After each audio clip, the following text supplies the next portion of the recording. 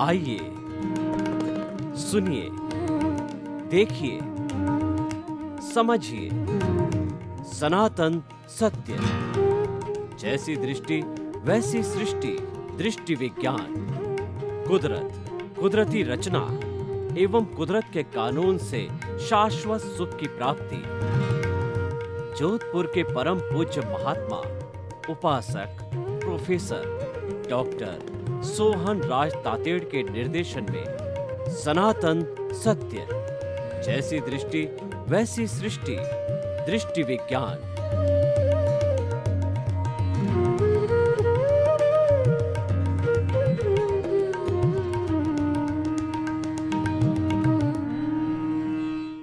भाई और बहनों, मातृशक्ति को नमन। आज का विषय है ब्रह्मांड का रचयिता कौन।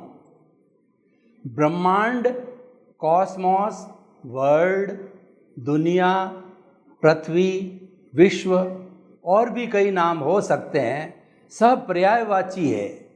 जिसके अंदर हम जीते हैं, जिसमें 84 लाख जीवा योनियां अपने कर्मों के अनुरूप जीवन यापन करती है, वो सारा लोक ब्रह्मांड कहलाता है।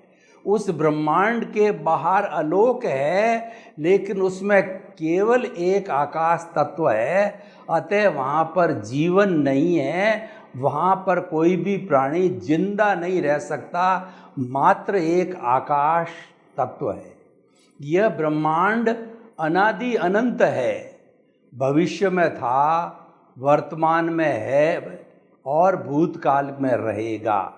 लेकिन हर वस्तु का कोई संचालक होता है, चलाने वाला होता है, निर्माण करने वाला होता है, मेंटेन करने वाला होता है।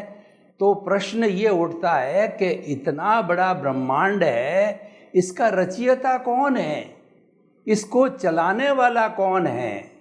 ऐसा कहा जाता है कि ब्रह्मा, विष्णु, महेश इस ब्रह्मांड को चलाने वाले हैं। ब्रह्मा जी प्राणियों का सृजन करते हैं, विष्णु प्राणियों का भरण पोषण, पालन पोषण करते हैं, और शिव जी उनका जो है व्यवस्था करते हैं। सज्जन व्यक्ति को अवार्ड देते हैं, दुर्जन को वो पनिशमेंट देते हैं। यानी व्यवस्था बनाए रखी है कि कोई भी प्राणी, कोई भी व्यक्ति जो इस ब्रह्मांड के अंदर अन्याय न करे, उसके लिए एक व्यवस्था बनाई हुई है। यह भी एक बात है। और कई लोग ये कहते हैं कि ईश्वर की मर्जी बिना एक पत्ता भी नहीं हिलता, इस ब्रह्मांड का रचयिता ईश्वर है। अलग अलग मान्यताएं हैं, लेकिन हमारी जो सनातन सत्य की मान्यता है कि इस ब्रह्मांड ये ऑटो मोड से चलता है, और इस ब्रह्मांड के अंदर कुल 6 इटरनल एलिमेंट्स, शाश्वत सत्य है, शाश्वत तत्व है, जो कि इस ब्रह्मांड को संचालन करते हैं, रचते हैं, चलाते हैं, मेंटेन करते हैं। उन 6 तत्वों से, ऑटो मोड से भूत, भविष्य, वर्तमान, अनादि अनंत काल और आने वाले कालों के अंदर ये ब्रह्मांड चलता रहेगा। हम एक एक तत्व की जो है वह विस्तृत में व्याख्या करेंगे, और उस तत्व के लक्षण, उसके गुण और उसके कार्य के बारे में हम चिंतन करेंगे, ताकि हमको मालूम पड़ जावे कि किस तरीके से वो 6 तत्व जो है वो ब्रह्मांड का संचालन करते हैं।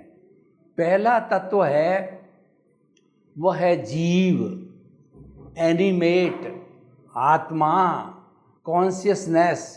इसके कुल हमारे धार्मिक ग्रंथों में 23 नाम दिए गए हैं। और कॉन्शियसनेस के लिए कहा गया है कि असंख्य चेतनामय परमाणुओं के पिंड को चेतना कहते हैं। और चेतना प्रजनन करती है, चेतना में ग्रोथ होती है, चेतना फीलिंग्स करती है, चेतना दुख सुख की अनुभूति करती है। ऐसे 9 कैरेक्टरिस्टिक जो है हमारे शास्त्रों के अंदर चेतना के बताए गए हैं। और वैज्ञानिकों ने भी अपनी कसौटी पे इस चेतना को कसा, तब उन्होंने पाया, अपने हिसाब से उन्होंने जो है वो कैरेक्टरिस्टिक बनाई, लेकिन वह मिलती जुलती कैरेक्टरिस्टिक है। इसका मतलब ये है कि चाहे वो आत्मा तत्व में विश्वास करे या न करे, लेकिन वैज्ञानिक लोग भी जो कि भौतिक तत्वों पर काम करते हैं वो भी चेतना में विश्वास करने लगे हैं। और ये चेतन तत्व होता है वह 84 लाख जीवा योनियों के अंदर डिवाइडेड रहता है, जो कि उत्पत्ति स्थान है। इस पूरे ब्रह्मांड के अंदर जो आत्माओं की चेतनाओं की संख्या असंख्य है, अनंत है, और एक भी चेतन तत्व न घटता है न बढ़ता है। अनादि अनंत काल से वो एक ही समान, एक ही संख्या में रहते हैं, मात्र वो भ्रमण करते हैं, आवागमन करते हैं, जिसको कि 84 लाख का आवागमन कहा जाता है। कि जो 4 गतियों में वो भ्रमण करते रहते हैं अपने कर्मों को भुगतने के अनुसार। वो 4 गतियाँ हैं, नरक गति, तिर्यंच गति, मनुष्य गति और देव गति में वो घूमते रहते हैं। और जब चेतना अज्ञान के कारण आवागमन करती है और जब उनको सच्चा गुरु मिल जाता है, उनको प्रत्यक्ष ज्ञानी पुरुष मिल जाता है और ज्ञान संप्रेषित करता है अपने पुण्योदय के कारण, तो ज्ञान संप्रेषित होने के बाद के अंदर उस ज्ञान के माध्यम से वह चेतना अज्ञान को जीत लेती है, अज्ञान को शून्य कर देती है। अज्ञान को शून्य होने के बाद में मूल स्वरूप के अंदर जो चेतना है, जो 84 लाख जीवा योनियों में सब एक सी है, राम की, कृष्ण की, आपकी, हमारी, घोड़ा गधा, ऊंट बैल गाय चींटी वायरस और जितने भी छोटे बड़े जीव है, सब में वही चेतना है जो सबके अंदर है। मात्र जो हमको ये विविधता दिखाई देती है इस ब्रह्मांड के अंदर, वह अपने अपने कर्मों के अनुरूप जो है गति, जाति और शरीर को धारण करती है।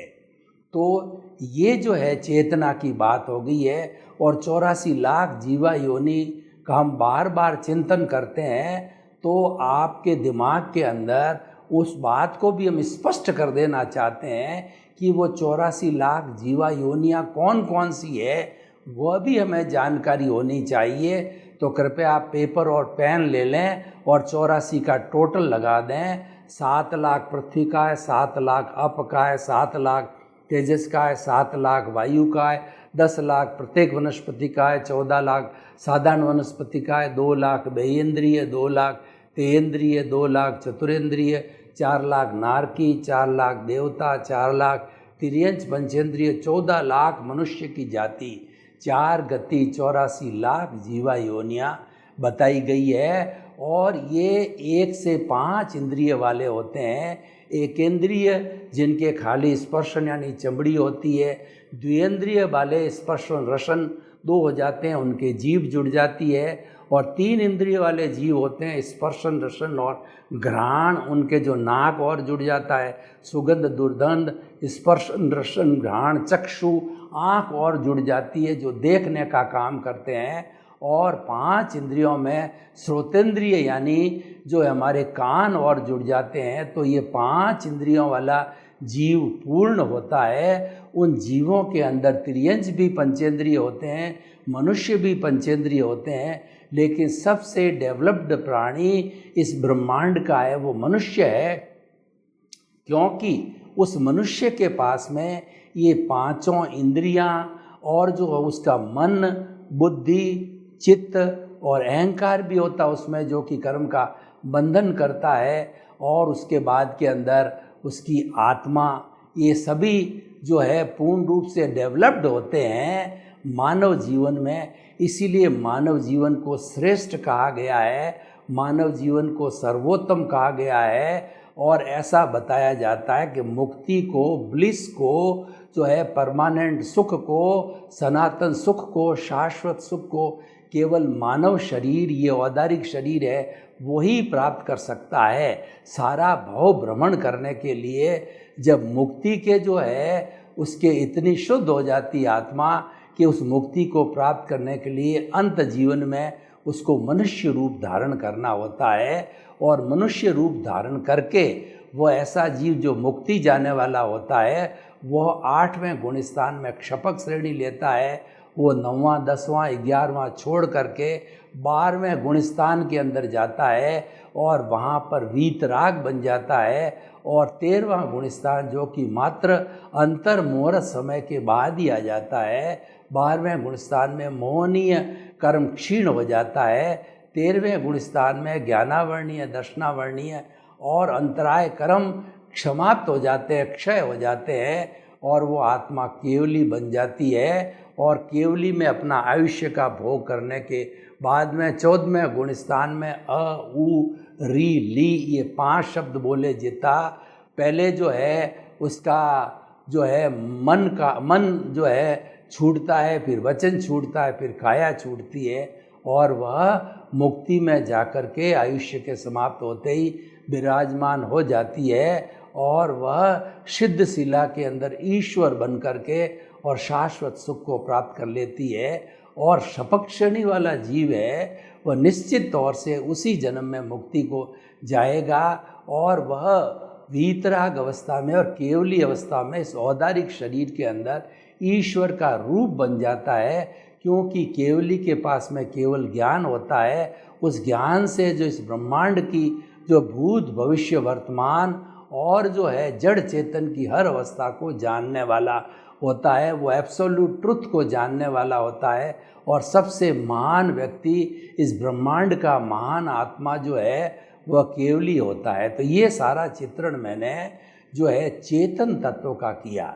जहाँ चेतन तत्व होता है, जहाँ पुनर्जन्म, कर्म, आवागमन और अंतराल गति और पुनर्जन्म ये सारी बातें जुड़ती है। और अगर चेतन तत्व को न जोड़ा जाए, बाकी के 5 तत्व जो है वो पुद्गल है, वो जड़ है, तो चेतन तत्व के न जुड़ने पर अध्यात्म का इंट्रोडक्शन नहीं होता है। जहाँ चेतन तत्व होता है वहीं अध्यात्म विज्ञान होता है और केवल 5 तत्व जो मैं बताऊंगा वो रहेंगे तो भौतिक विज्ञान होता है। तो ये बेसिक डिफरेंस समझना इस रचयिता के हिसाब से कि 5 तत्वों को विज्ञान मानता है, जो मैं आगे आपको एक एक करके बताऊंगा। तो भौतिक विज्ञान को विज्ञान ने मान लिया है और उसको अध्यात्म विज्ञान ने भी मान लिया। अध्यात्म विज्ञान ने उसको होलिस्टिक करने के लिए, संपूर्ण बनाने के लिए, ब्रह्मांड का जो है पूरा मेंटेनेंस करने के लिए, उसकी ब्रह्मांड की रचना के लिए 6ठा तत्व चेतन तत्व उसके साथ में जिसकी मैंने व्याख्या की वो जोड़ा और ये पूर्ण रूप से जो है आध्यात्मिक विज्ञान बन गया, ये स्पिरिचुअल साइंस बन गई। अब हम दूसरे तत्वों पर आते हैं। पहला हमने चेतन की बात कही, दूसरा जड़, पुद्गल, मैटर, एग्रीगेट, निर्जीव, तो इस नाम से बोला जाता है। यानी उसमें बेसिक डिफरेंस क्या है कि चेतना में तो अनुभूति होती है, चेतना में सुख दुख महसूस किया जाता है, चेतना के अंदर जो है फीलिंग्स होती है, ग्रोथ होती है, प्रजनन होती है, वो जड़ में नहीं होती है। इसलिए जड़ चेतना का साधन है और चेतना स्वयं अपने आप में साध्य है, क्योंकि मुक्ति स्थान में जाने वाली यही चेतना है जो कि मूल स्वरूप के अंदर शुद्ध है और उसके साथ अज्ञान या जड़ जुड़ने से वह अशुद्ध या बॉन्डेड हो जाती है। अब जो जड़ तत्व होता है वह वर्ण गंध रस स्पर्श वाला होता है, जो कि गलन मिलन धर्मा होता है, जो कभी जुड़ता है कभी टूटता है और उससे ये सारी दुनिया पूरा ब्रह्मांड बना। और वो भी 2 तरह के होते हैं, चतुस्पर्शी और अष्टस्पर्शी। चतुस्पर्शी होते हैं वो आँखों से या किसी भी जो वैज्ञानिक दूरबीन से दिखाई नहीं देते हैं, इतने सूक्ष्म होते हैं, उनको केवल प्रत्यक्ष ज्ञानी पुरुष यानी अवधि ज्ञानी मन परिव्या केवल ज्ञानी ही देख पाता है। और उसके बाद के अंदर उसका जो शुद्धतम रूप होता है परमाणु होता है। भगवान ने ये कहा कि पुद्गल का जो शुद्धतम रूप परमाणु है, जो इनडिविजिबल है, इनडेस्ट्रक्टिबल है, न वो तोड़ा जा सकता है और न उसके टुकड़े किए जा सकते, वो फाइनल है और शुद्ध अवस्था में, और वो इटरनल है पुद्गल। तो ये सारा जो चतुस्पर्शी होता है उसके अंदर शीत, उष्ण, स्निग्ध, रुक्ष 4 स्पर्श होते हैं। हमारा कार्बन शरीर चतुस्पर्शी से बना हुआ है, और मनोवर्गणा के पुद्गल है वह भी चतुस्पर्शी है, भाषा वर्गणा के है वह भी चतुस्पर्शी है, और उसके बाद के अंदर ये जो जड़ जो है गलन मिलन धर्मा, इसमें फ्यूज़न और इसके अंदर कॉम्बिनेशन होता है। कभी मिट्टी जो है अभ्रक में बन जाती है, अभ्रक बोडल में बन जाता है और बोडल टिन में, और ऐसे वैज्ञानिकों ने 116 तत्वों की खोज अब तक कर ली है, और अभी वो उस अणु को तोड़ते भी जा रहे हैं जिसको बोसोन कहते हैं, और अभी तोड़ा है वो गॉड पार्टिकल, उसके टुकड़े हो रहे हैं, वो परमाणु, वो अणु हैं। और वैज्ञानिक लोग कभी जो भगवान महावीर ने जो शुद्धतम जो है पुद्गल का जो परमाणु बताया है, ये बोलने को तो विज्ञान परमाणु बोलता है, एटम बोलता है, लेकिन वास्तव में अणु है जिसके टुकड़े किए जाते अणु हैं। परमाणु के जो है केवली की वाणी के अनुसार, तीर्थंकर की वाणी के अनुसार वह उसके और टुकड़े नहीं किए जा सकते हैं। तो ये सारा जो है हमारा जड़ तत्व है, और ये जड़ तत्व चेतन तत्व के साथ में मिलता है तब अज्ञान पैदा होता है। देखिए हमारा ये जो शरीर है ये प्योरली जड़ तत्व है, ये जो है पंचभूतात्मक है, पृथ्वी, जल, अग्नि, वायु और आकाश, जो कि इस कुदरत के 5 मुख्य बेसिक एलिमेंट है, उनसे बना हुआ है। ये पांचों ही तत्वों से जन्म लेता है, उससे पोषित होता है, और पूरा जितना आयुष्य होता है उतना कार्यकलाप करता है, और आयुष्य की संपन्नता के बाद में पंचभूतों में जाकर के पुनः जो है विलीन हो जाते हैं। तो इस तरीके से जो है ये सारा हमारा जड़ तत्व का ब्यौरा है, और जड़ तत्व जो है वह चेतना के साथ में कार्बन शरीर, कॉजल बॉडी, लिंग शरीर के रूप के अंदर जुड़ा हुआ रहता है अनादि अनंत काल से। उसको हम अज्ञान कहते हैं। उस अज्ञान को मिटा दिया जाता है कार्बन शरीर को, तब हमारी चेतना जो लिबरेट होती है, emancipation, salvation, free from all the bondage और bondage, that is the stage of the moksha. तो ये जड़ तत्व हो गया। अब क्या है कि जड़ तत्व में जैसे हमारी सड़क है, और उसके बाद के अंदर जो सारे मकान हैं, हेलीकॉप्टर है, ट्रेन है, पटरियाँ है, ये सारे जड़ तत्व है। और जब कभी भी कोई भी चेतन तत्व या जड़ तत्व मोशन करना चाहता है, और ये शरीर जो कि जड़ और चेतन का मिश्रण बना हुआ है, तो हमारे शरीर के भीतर जो सिस्टम्स काम कर रहे हैं वो भी मोशन करते हैं, वो गति करते हैं, और जड़ भी गति करता है। ट्रेन चलती है, हेलीकॉप्टर चलता है, हवाई जहाज़ चलती है, साइकिल चलती है, 2 व्हीलर चलता है, 4 व्हीलर चलता है, यानी और मनुष्य जो है भागता है, दौड़ता है, उसके सारे अवयव जो है, हाथ हिलता है वगैरह है। तो जितना भी जो है गति सहायक यानी मोशन के लिए काम करता है, तो इस हमारे जो है सृष्टि के रचना के मुताबिक के अंदर मोशन तत्व, गति सहायक तत्व एक पौद्गलिक तत्व होता है, वो शाश्वत तत्व है और अमूर्त है, दिखाई नहीं देता है, और ये संपूर्ण ब्रह्मांड के अंदर व्याप्त है। कोई भी ब्रह्मांड में एक इतनी सी भी जो जगह नहीं है सुई की नोक लगावे जहाँ गति सहायक या मोशन तत्व, विज्ञान की भाषा में मोशन कहते हैं। हम सारी बातें विज्ञान सम्मत बता रहे हैं। चेतना को जो है विज्ञान है एनिमेट कहता है, और जड़ को इनएनिमेट कहता है, और इस गति सहायक तत्व को वो मोशन कहते हैं। तो वो मोशन जो है वो ली जाती है। उदाहरण के तौर पे कि रेलवे स्टेशन पर गाड़ी खड़ी है, अब इस गाड़ी को चलना है और जो है वो कंडक्टर ने या जो जो उसको देखने वाला गार्ड है उसने हरी झंडी दिखा दी है, तो जो ही वो लीवर दबाता है ड्राइवर, यानी वो डिमांड करता है उसको चलाने के लिए ट्रेन को, तो उदासीन भाव से क्योंकि डिमांड की गई है, तो गति सहायक तत्व जो है, जो मोशन तत्व पूरे ब्रह्मांड में हाजिर है, तो वो हाजिर ही है, लेकिन वह उदासीन रूप से कोई डिमांड करेगा जब उसके उपयोग में आएगा, और वह उपयोग में आकर के गाड़ी भागने लग जाती है, फ्लाइट उड़ने लग जाती है, आदमी दौड़ने लग जाता है, और जितनी जितनी मैकेनिकल चीज़ें हैं वह सब गति करने लग जाती है। और हम डिमांड करते हैं तो हमारे भीतर के जितने भी सिस्टम है, उत्सर्जन तत्व है, ब्लड सर्कुलेशन है और डाइजेशन सिस्टम है, वो सारे वो भी गति करते रहते हैं।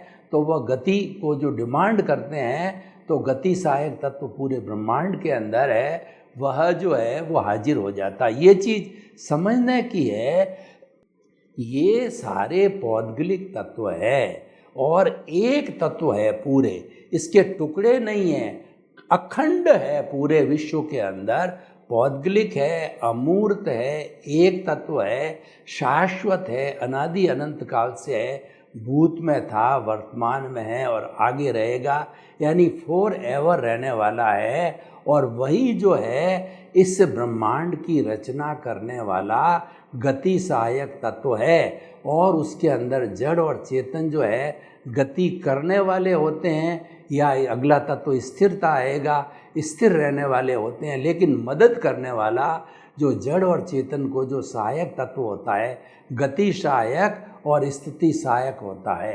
अब मैंने 3 तत्वों की बात की, पहला तो है चेतन, दूसरा जड़ और तीसरा गति सहायक या मोशन तत्व। अब चौथा जो है स्थिति सहायक या जो है रेस्ट तत्व है। गाड़ी फास्ट स्पीड से भाग रही है, वो रुकना चाहती है, फ्लाइट जो है एरोड्राम पे उतरना चाहती है, 2 व्हीलर रुकना चाहता है, 4 व्हीलर रुकना चाहता है, बाइक रुकना चाहती है, और हमारा हाथ जो हिल रहा है हम रुकना चाहते हैं, और पथिक जो पैदल चल रहा है, गर्मी हो रही है तो वह किसी पेड़ के नीचे बैठ के थोड़ा विश्राम करना चाहता है, यानी वो ठहरना चाहता है, स्थिर होना चाहता है। तो उस स्थिरता के लिए जैसा कि मोशन तत्व था, उसी रूप के अंदर जो है गति सहायक तत्व पूरे ब्रह्मांड में पौद्गलिक शाश्वत एक द्रव्य अमूर्त वो हाजिर रहता है। पूरी सुई की नोक जितनी भी ऐसी खाली जो है जगह नहीं है पूरे लोक के अंदर, ब्रह्मांड में, आलोक में नहीं है। आलोक के अंदर इन 6 तत्वों में से आगे आएगा आकाश तत्व, केवल एक ही तत्व है। तो इस तरीके से ये गति सहायक तत्व जो है वो स्थिति सहायक तत्व है, वो जड़ और चेतन को स्थिति देते हैं। तो ये 4 तत्वों की हमने बात की। 5वां तत्व है वो काल, टाइम, वो हमको वर्तना देता है। 1 सेकंड, 1 घंटा और 1 प्रहर और 1 रात, 1 दिन, 1 वर्ष, 1 शताब्दी और कई शताब्दियाँ मिलकर के जो काल चक्र बनाती है, जिसमें 6 आरे होते हैं। 10 करोड़ा करोड़ सागर का अवसर्पिणी काल और 10 करोड़ा करोड़ सागर का उत्सर्पिणी काल, दोनों मिलकर के 20 करोड़ा करोड़ सागर का जो है एक काल चक्र बनता है। तो ये सारा समय वर्तना देता है। ये हमको जो ये सूचना देता है कि हमारी अगर ट्रेन 6 बजे और हमको 5 बजे उठना है, तो हम घड़ी देख करके जो है वो 5 बजे कहते हैं 5 बज रहे हैं, उठ जाना चाहिए। और कोई भी मीटिंग है 10 बजे हो रही तो 10 बज रहे हैं, मीटिंग स्टार्ट कर देनी चाहिए। लोग मुहूर्त निकालते हैं कि 10:30 बजे जो है यह कार्य प्रारंभ होगा, शिलान्यास का या उद्घाटन का है, तो 10:30 बजे वो प्रारंभ कर दिया जाता है। ये वर्तना जितनी भी जड़ और चेतन को वर्तना देता है, वो सारा काल तत्व होता है, टाइम जो है वो तत्व होता है। तो वह जो है हमको वर्तना देता है। ये 5वां तत्व हो गया। और 6ठा तत्व है आकाश तत्व, ये अवगाहना देता है। यानी ये मैं जितनी दूरी पर यहाँ बैठा हूँ, जितनी जगह घेर रहा हूँ ये मैंने अवगाहना ली, फुट की, 2 फुट स्क्वायर फीट की, 6 स्क्वायर फीट की। हर जड़ और चेतन है वह अवगाहना लेता है, और वो अवगाहना हमको जो आकाश देता है, अगर आकाश तत्व नहीं होता तो मैं आपके ऊपर गिरता, आप किसी दूसरे के ऊपर गिरते, और वह एक दूसरे ऊपर गिरते ही जाते। हम कहीं ठहर नहीं सकते, सो नहीं सकते, बैठ नहीं सकते, अपनी जगह नहीं बना सकते, स्थिर नहीं रह सकते, भाग नहीं सकते। तो ये सारा आकाश तत्व है जिसको कि स्पेस बोलता है विज्ञान। ये 6 तत्व मिलकर के और इस जगत की जो है रचना करते हैं। ये 6 तत्व ही रचयिता है। तो ये ऑटो मोड से चलता है। कैसे चलता है मैं आपको बताऊं कि मुख्य रूप से 2 मैंने बताया कि एक पहाड़ के ऊपर पत्थर है बड़ा, और वो पत्थर लुढ़कना चाहता है नीचे समतल ज़मीन पर। तो जो ही लुढ़कने के लिए उसको धक्का दिया जाता, मोमेंट ऑफ इनर्शिया दिया जाता है, तब पूरे ब्रह्मांड के अंदर गति सहायक मोशन तत्व हाजिर रहता है और वह उसकी सहायता करता है। और वह जो है वो पहाड़ी से जो है गट्टा खाता खाता वो नीचे समतल अवस्था पर आ जाता है। फैक्ट्री है, उसके यंत्र है, मान लो फैक्ट्री का कपड़े की फैक्ट्री है और कपड़े की फिर ताना बुनना बाना बुनना होता है, तो वो सारा जो है फैक्ट्री की मशीन का, ताना बुनने वाली मशीन का जो बटन दबाया, क्यों ही उसको गति सहायक तत्व मिल गया और वो मशीन जो है वह काम करने लग जाती। यानी सारे ब्रह्मांड के अंदर गति सहायक तत्व जो है हाजिर होने के कारण सब मोशन और गति मिल जाती है। ठीक उसी तरीके से गति में है, कोई भी जड़ और चेतन गति के, कोई एथलीट है वो भाग रहा है और थक गया, रुकना चाहता है, तो स्थिति सहायक तत्व को उदासीन भाव से जो ही वो डिमांड करता है, वो तो हाजिर है, पूरे ब्रह्मांड में हाजिर है, लेकिन डिमांड करने पर ही वो उपयोग में आता है। तो जो ही उसने डिमांड किया, जो ही उसको स्थिर कर दिया। और देखिए कि जो है वो घोड़ों की रेस हो रही है, घोड़े भाग रहे हैं और उसके बाद में फर्स्ट सेकंड थर्ड विजेता की स्थिति आ गई है, तो वो घोड़े जो है स्थिर हो जाते हैं अपनी जगह पर और फर्स्ट सेकंड थर्ड जो है वो गिनती कर दिया जाता है। कोई बच्चे स्कूल के अंदर पढ़ रहे हैं तो पढ़ते पढ़ते वो अपनी कलम चला रहे हैं, उसको गति मिल रही है, और उसके बाद में लगभग लिखते लिखते उनको आधा घंटा हो गया, तो अब थोड़ा वो थकान महसूस करते हैं, रेस्ट चाहते हैं, तो स्थिति सहायक तत्व की डिमांड करते हैं उदासीन भाव से, वो तैयार है। तो मैं ये कहना चाहता हूँ, कोई भी जड़ और चेतन तत्व जो है उदासीन भाव से स्थिर होने की, मतलब स्थिर होने की डिमांड करता है या गति करने की डिमांड करता है, तो मोशन और रेस्ट तत्व हाजिर होते हैं। तो ये सबसे बड़ा जो है इस ब्रह्मांड के उपयोगी तत्व है और उसी से ये ब्रह्मांड चलता है। तो ये बात जो है पूर्ण रूप से वैज्ञानिक बात है। इस बात को विज्ञान भी नहीं नकारता है, इन सभी 6 तत्वों को विज्ञान भी मानता है। तो हम ये कहना चाहते हैं कि ऑटो मोड से इन 6 तत्वों से ये ब्रह्मांड चलता है। ये लॉजिकली भी सही दिखाई देता। वैसे तो ये भगवान की वाणी है, भगवान के पास में पूर्ण ज्ञान होता है, 360 डिग्री का केवल ज्ञान होता है, वो कभी भी गलत बात नहीं करते। उनका ही बताई हुई बात को मैं प्रतिपादित कर रहा हूँ कि लोक के अंदर ये कुल 6 तत्व मिलकर ही इस लोक की रचना करते हैं, इस लोक को चलाते हैं, और ये ही इस लोक के रचयिता है।